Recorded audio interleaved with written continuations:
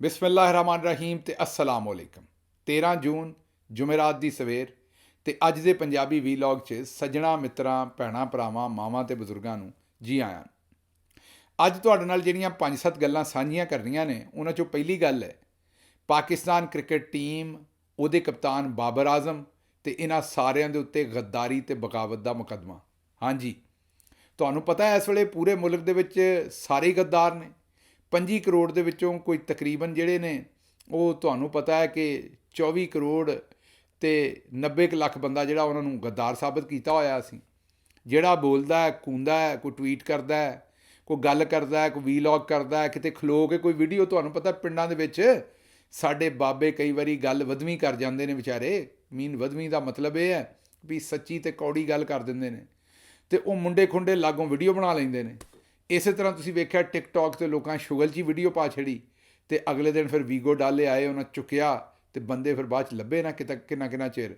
ਜਦੋਂ ਲੱਭੇ ਘਰ ਵਾਲਿਆਂ ਨੂੰ ਤੇ ਗੱਦਾਰੀ ਤੇ ਬਗਾਵਤ ਦੇ ਮੁਕੱਦਮੇ। ਤੇ ਮਤਲਬ ਅੱਜ ਕੱਲ੍ਹ ਇਹ ਰਿਵਾਜ ਪਿਆ ਗੱਦਾਰੀ ਤੇ ਬਗਾਵਤ ਦੇ ਮੁਕੱਦਮੇ ਦਾ।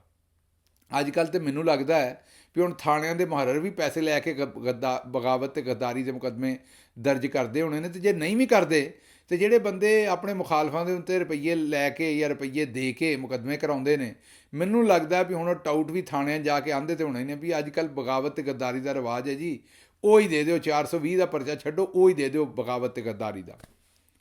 ਇਸੇ ਤਰ੍ਹਾਂ ਦਾ ਇੱਕ ਜਵਾਨ ਗੁਜਰਾਂਵਾਲੇ ਜਾ ਪਹੁੰਚਿਆ। ਉਹਨੇ ਜੱਜ ਸਾਹਿਬ ਦੀ ਅਦਾਲਤ ਦੇ ਵਿੱਚ ਉੱਥੇ ਅਪਲਾਈ ਕਰ ਦਿੱਤਾ, ਐਪਲੀਕੇਸ਼ਨ ਦੇ ਦਿੱਤੀ ਹੈ, ਇਸਤਗਾਸਾ ਉਹਨੂੰ ਆਂਦੇ ਨੇ, ਉਹ ਫਾਈਲ ਕਰ ਦਿੱਤਾ। ਉਹਨੇ ਆਖਿਆ ਜੀ ਜਿਹੜਾ ਅਮਰੀਕਾ ਤੇ ਹਿੰਦੁਸਤਾਨ ਦੇ ਕੋਲੋਂ ਪਾਕਿਸਤਾਨ ਦੀ ਕ੍ਰਿਕਟ ਟੀਮ ਹਾਰੀ ਹੈ, ਇਹਨਾਂ ਦੇ ਉੱਤੇ ਗੱਦਾਰੀ ਤੇ ਬਗਾਵਤ ਦਾ ਮੁਕੱਦਮਾ ਦਰਜ ਕਰੋ ਹਾਂ ਗੱਲ। ਹੁਣ ਮਤਲਬ ਪਹਿਲਾਂ ਕੈਮਰੇ ਜਿਹੜੇ ਸਨ ਉਹ ਤੁਹਾਨੂੰ ਪਤਾ ਸਾਡੇ 6 ਜੱਜਾਂ ਨੇ ਲਿਖ ਕੇ ਦੱਸਿਆ ਵੀ ISI ਵਾਲੇ ਸਾਡੇ ਬੈਡਰੂਮਾਂ 'ਚ ਕੈਮਰੇ ਲਾਉਂਦੇ ਨੇ। ਇਸਲਾਮਾਬਾਦ ਹਾਈ ਕੋਰਟ ਦੇ 6 ਜੱਜਾਂ ਨੇ। ਉੱਥੋਂ ਹੁਣ ਗੱਲ ਵੱਧਦੀ ਤੁਸੀਂ ਵੇਖੋ ਵੀ ਹਰ ਬੰਦਾ ਹੀ ਕੈਮਰਾ ਲਾਈ ਫਿਰਦਾ।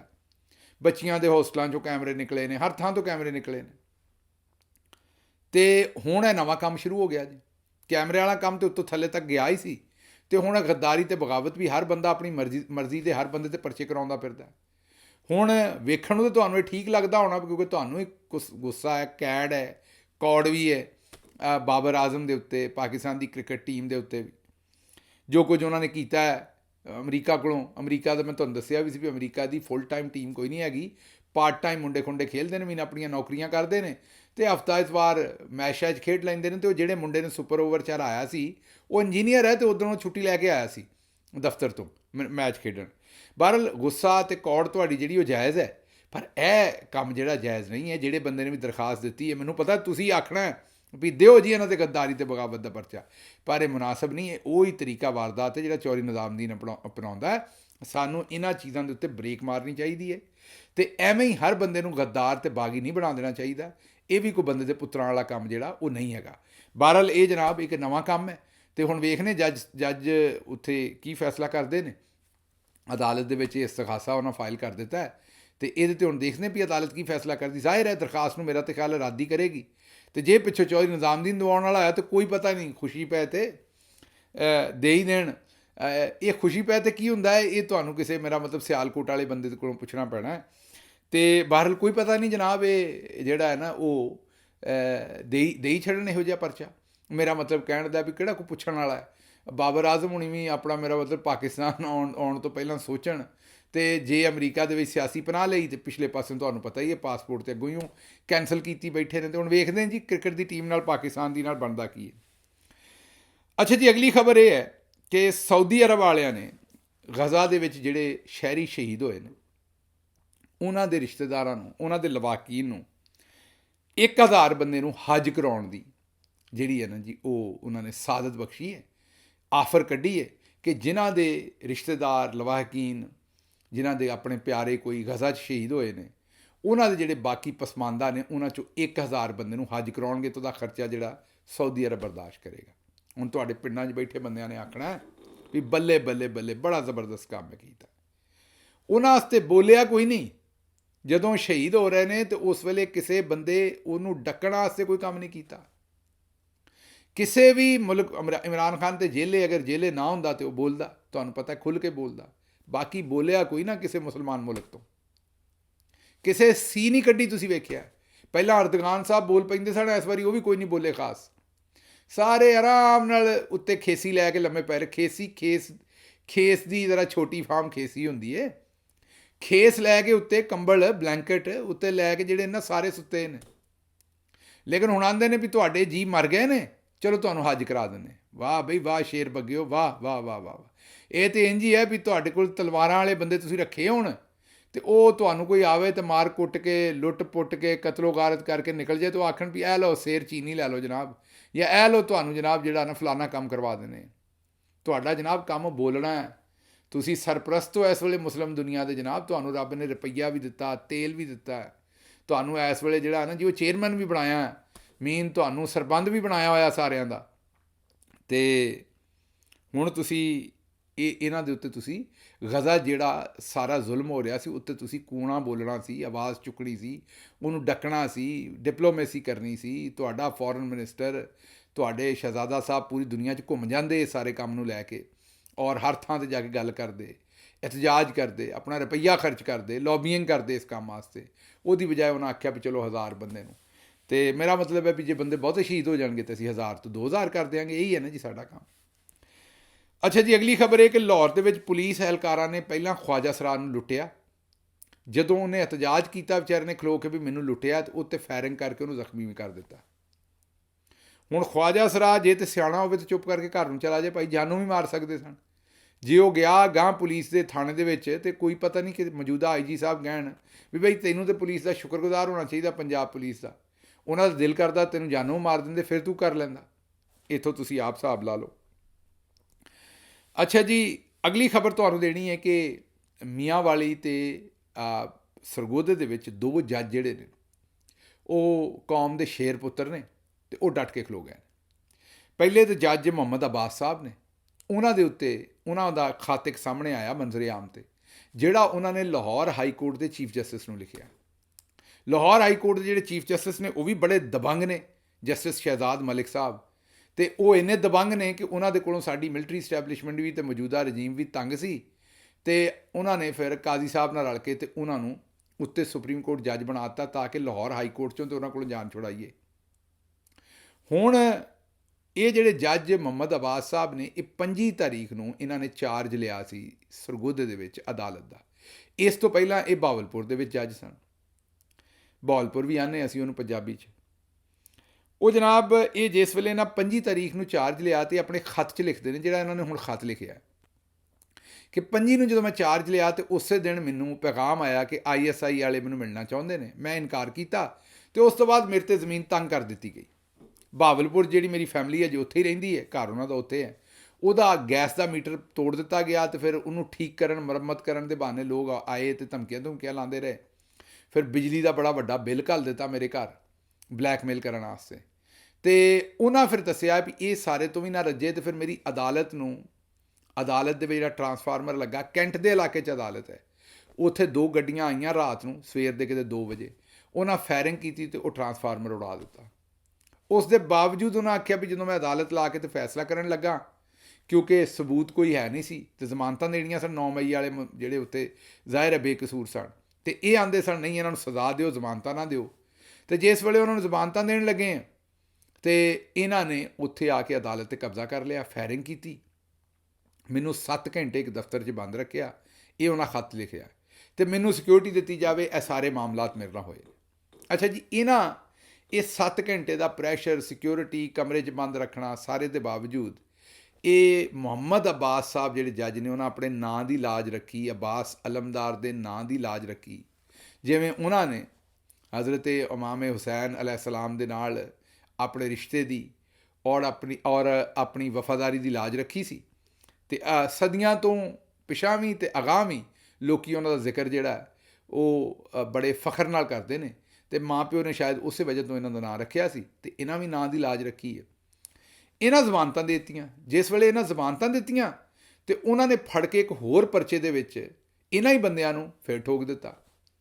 ਉਹ ਕੇਸ ਲੈ ਕੇ ਮੀਆਂਵਾਲੀ ਦੇ ਜੱਜ ਦੇ ਸਾਹਮਣੇ ਚਲੇ ਗਏ।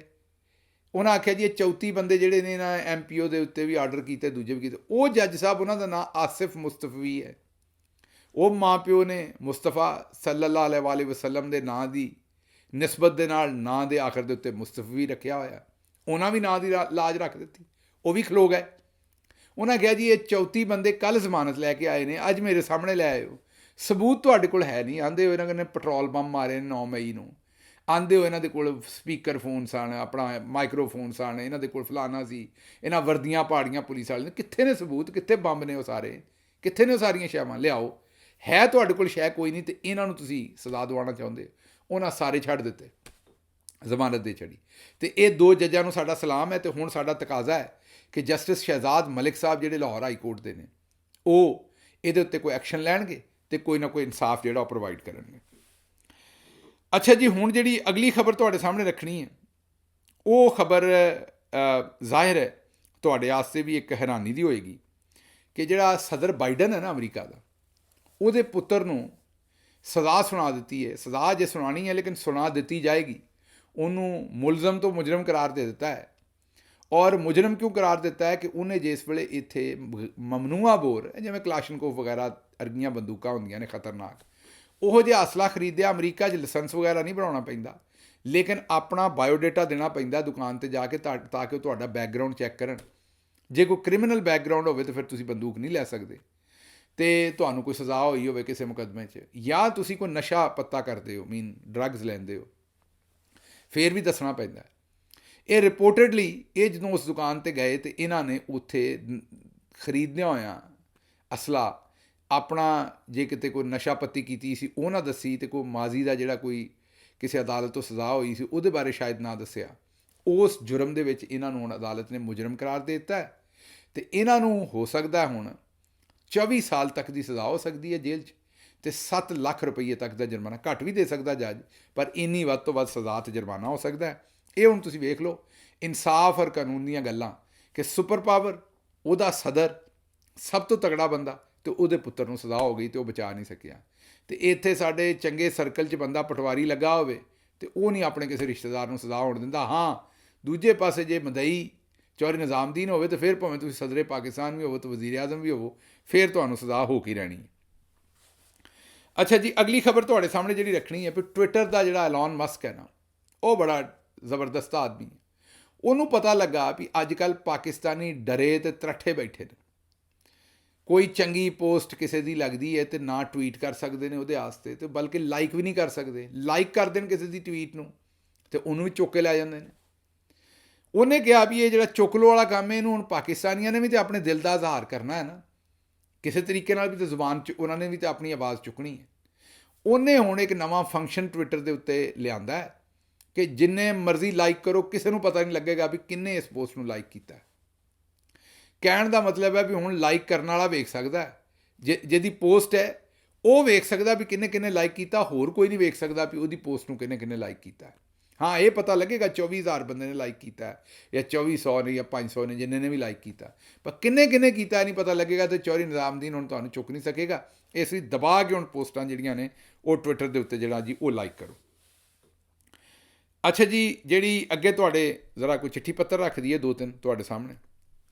ਇੱਕ ਤਾਂ ਰਿਆਸਤ ਅਲੀ ਸਾਹਿਬ ਕਹਿੰਦੇ ਨੇ ਕਿ ਗਿੱਲ ਸਾਹਿਬ, ਜਬ ਜ਼ੁਲਮ ਹੱਦ ਸੇ बढ़ ਜਾਏ ਅਤੇ ਮਿਟ ਜਾਂਦਾ ਹੈ, ਹਾਲਾਤ ਹੁਣ ਭੁੱਖ ਅਤੇ ਅਫਲਾਸ ਅਤੇ ਮਰਨ ਦੀ ਬਜਾਏ ਲੜ ਕੇ ਮਰਨਾ ਹੀ ਬਿਹਤਰ ਸਮਝਦੇ ਹਾਂ।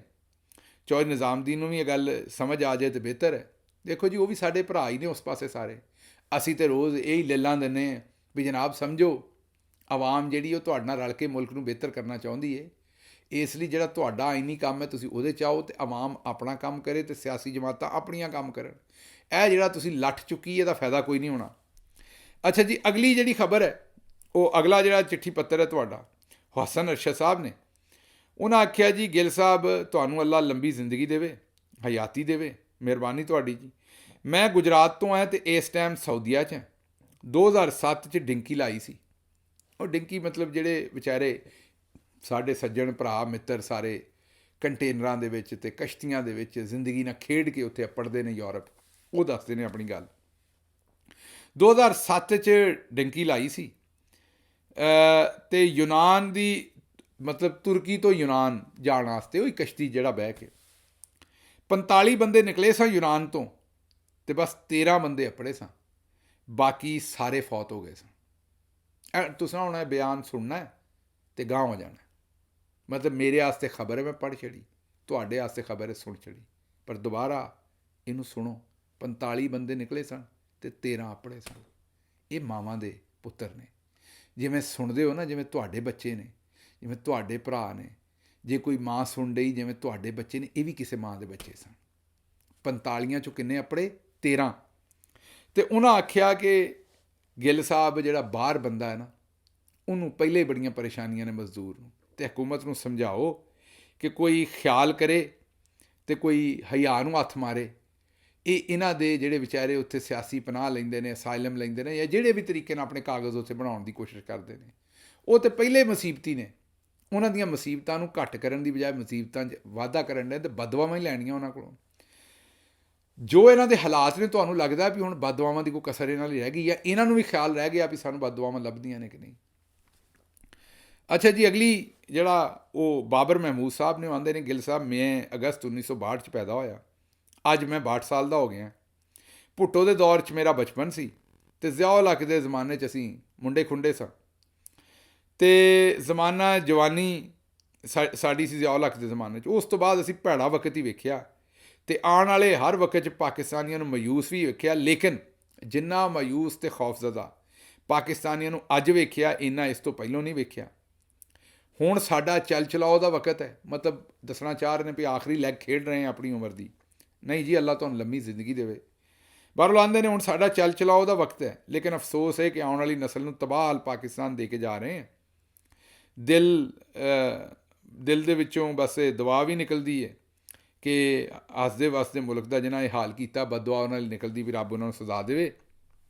ये जी एक मायूस कुन गल है, जाहिर है जिहड़ी सिचुएशन है, लेकिन असीं मायूस होना नहीं। रब की रहमत तो कदे मायूस नहीं होईदा। मैनू अल्लाह के घर चों बड़ी उम्मीद है कि मामला ठीक होणगे। अगे जी इरफान उल हक साहब आंदे ने, नईम बुखारी ने मौजूदा हुक्मरानां नूं इमरान खान के मुतलक जिहड़ी चेतावनी दित्ती, वो पत्थर ते लकीर है। खुदाई कहर ते अजाब नाजल होने तो पहले खुदा बारी ताला किसी भी जरिए ते इंसानां नूं वार्निंग जरूर दिंदा है। मौजूदा हालात दे विच जिहड़ा वो दुखी अवाम का मदावा खुदाई दावेदार किस अंदाज च करते हैं, ये वेखना पेगा। तो वो आंदे ने भी नईम बुखारी साहब की जिहड़ी गल है ना, इनू एक ठंडे दिमाग नाल ते इनू गहराई नाल सोचना चाहिए, तो खुदाई वार्निंग, खुदा दी तो नहीं पर खुदाई वार्निंग के तौर पर इनू लैना चाहिए, तो मामलात नू ठीक करना चाहिए। लो जी, मैनू दिओ इजाजत, ते रब रख।